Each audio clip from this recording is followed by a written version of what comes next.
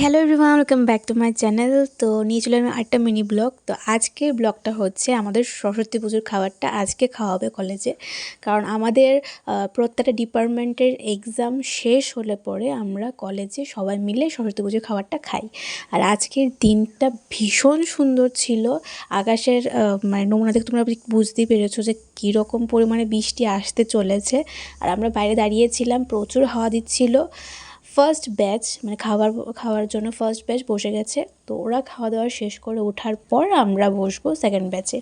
তার আগে আমরা রাস্তায় দাঁড়িয়ে মানে কলেজ ক্যাম্পাসে দাঁড়িয়েই আড্ডা দিচ্ছিলাম, ফটো তুলছিলাম, ভিডিও করছিলাম। দেন ওদের খাওয়া দাওয়া শেষ হওয়ার পর আমাদেরকে ডেকে নিয়েছে, এবার আমরা সেকেন্ড ব্যাচে বসতে চলেছি।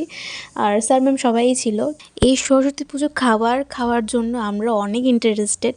তো যাই হোক, এখন খাবার টেবিলে বসে গেছি। আর কোনো কথাবার্তা না বলে এখন একে একে কী খাবার খেলাম সেটা তোমাদের সাথে শেয়ার করব।